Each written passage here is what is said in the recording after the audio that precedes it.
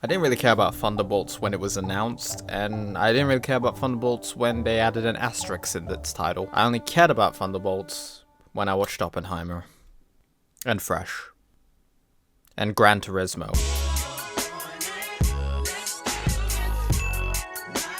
Thunderbolts follows anti-heroes who find themselves in a death trap that leads to them reluctantly banding together on a dangerous mission that will force them to confront their darkest past. It also has a mid-credit scene and a post-credit scene. If you don't want spoilers, my general thoughts and feelings exist. It's somewhere in this paper-thin, hollow review, it's right there. It's right there. If you can't read, then Thunderbolts' story is actually pretty decent. It doesn't necessarily complicate itself with its politics and emotional stakes. It's pretty surface level and digestible altogether. Once we engage with it through its plot, which starts out as an espionage thriller, then to a more road trip comedy, and then to a more actual superhero film, it bounces between its genres with serviceable action sequences. The visuals were pretty basic. The action scenes were alright. I thought Sentry's power of turning people to shadows were pretty cool. There were moments in the shadowy nightmare realm where they amped up their cinematography, I believe, but other than that, it had overall a somewhat muted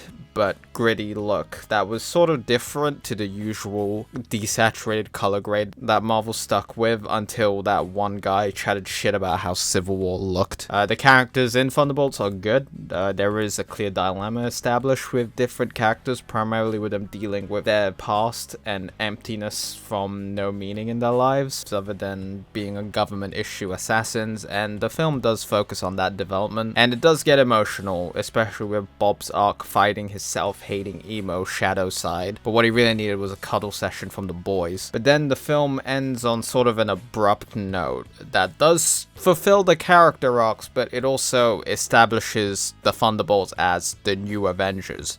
And I don't really know how to feel about it. Marvel's currently in a state right now that I can describe as fucking limbo, because the true climax of the Marvel Cinematic Universe was Endgame, and it was supposed to be the grand conclusion to this grand cinematic universe. And then once that ended, it went past that and kind of got confused between either continuing storylines that we don't really care about anymore, or introducing new characters that we don't really care about. Like, the post-Endgame Spider-Man films were decent in terms of it was a serviceable superhero action film, but it felt empty because there was not much to it other than it being an ambitious nostalgia fest that No Way Home is iconic for. Eternals was boring and could have and should have been a TV series. Shang-Chi was good, but eventually dipped into the typical Marvel spectacle that I'm just bored by. Doctor Strange in the Multiverse of Madness could have been great, but again, it was kind of empty, even if it was visually unique and kind of ambitious with its cameos. Thor: Love and Thunder just got lost in its comedy. The Marvels was just kind of there. Guardians 3 was great, and that it almost made me cry twice. And Deadpool & Wolverine is a good film, but it reminds me of what's truly wrong with the superhero genre when I've rewatched it. And yes, I did give it a 4 out of 5 chimichangas, but I was a happy-go-lucky optimist, and now I've grown edgier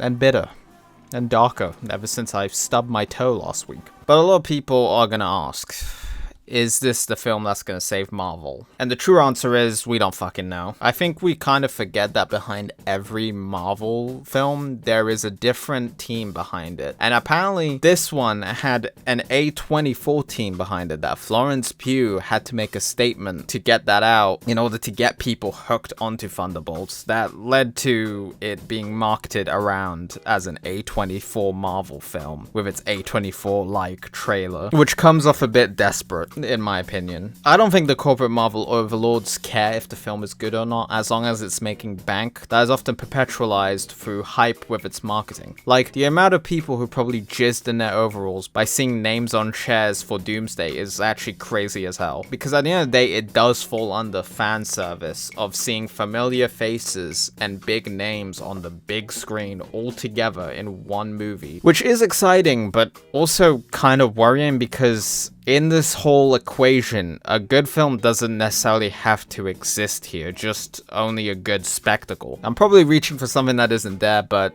it's food for thought. and I'm fucking hungry. I don't think Thunderbolts is gonna save Marvel from churning out formulaic superhero CG fest, but it might be the one to make Marvel set things straight with what audience would want to see, considering the positive reception. And I don't know, maybe the next saga will be bangers. I don't know. What do you think, Mephisto? Do you think? Well, you're more hyped about James Gunn's DCU. To be fair, I am too. He knows the soundtrack. It may not be a full throttle return to form, but Thunderbolts is an entertaining superhero film that actually focuses on its characters and story rather than a hollow Marvel spectacle. 3.5 bobs out of 5. It's low-key a refreshing Marvel film that isn't just a boring mess or nostalgia bait, but an actual entertaining film that makes you kind of give a shit about the people in costumes on the big screen. But there isn't anything this film does that's necessarily impressive or groundbreaking, as it does tread on familiar story beats and ideas, but it doesn't do it in a way that it's cliched or diminishes what I'm watching, because it's still a good film. Anyway, thanks for watching. What did you think of Thunderbolts? Did you like it? Did you hate it? Did you think it should have had more pop culture references with self-aware humor paired with weaponized nostalgia that Marvel has nailed, but we're just kind of tired of it? Or do you think Marvel movies should just carry a cardboard cutout of Florence Pugh? I know I sure should. Good night. Oh yeah, another thing that I find pretty funny is that the marketing for this film uses the impact font, like in it, especially with its title. I don't know, it just kind of reminded me of memes.